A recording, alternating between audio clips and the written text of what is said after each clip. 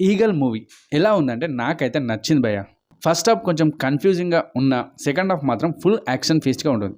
ఇక్కడ నుంచి movie spoilers ఉంటాయి, మూవీ చూడని వాళ్ళు స్కిప్ చేయొచ్చు. స్టోరీ గురించి ఒక్క మాటలో చెప్పాలంటే ఒక కాంట్రాక్ట్ కిల్లర్ గుడ్ పర్సన్గా మారి దేశం కోసం ఏం చేశాడన్నదే స్టోరీ.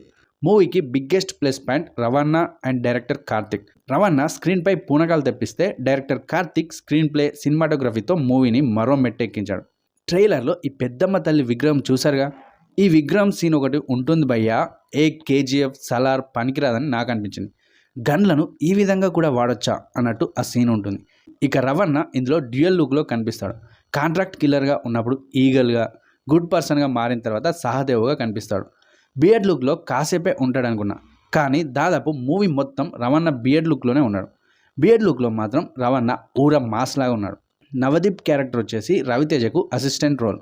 రవితేజ తను చేసే పనులన్నింటినీ నవదీప్తోనే చేపిస్తాడు. నవదీప్ రోల్కు ఎక్సలెంట్ డైలాగ్స్ ఉంటాయి. అన్నీ దాదాపుగా రవణ ఎలివేషన్స్ డైలాగ్సే ఉంటాయి. ఆ డైలాగ్స్ ఎక్సలెంట్గా ఉంటాయి. ఇక అనుపమ పరమేశ్వరన్ రోల్ వచ్చేసి ఆమె ఒక జర్నలిస్ట్.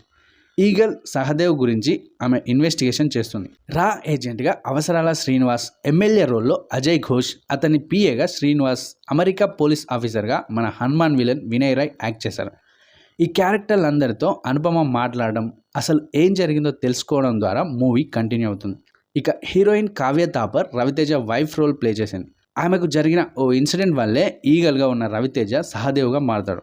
ఈ మూవీ మొత్తం గన్స్ గురించే ఉంటుంది. ఇల్లీగల్ గన్స్ బిజినెస్ను ఆపాలనేదే రవితేజ ఉద్దేశం అన్నమాట. అందుకోసం అతను ఎక్కడి దాకా వెళ్ళాడు, ఇండియన్ ఆర్మీ అతనిపై ఎందుకు అటాక్ చేసింది అనేది తెలియాలంటే మూవీ చూడాల్సిందే.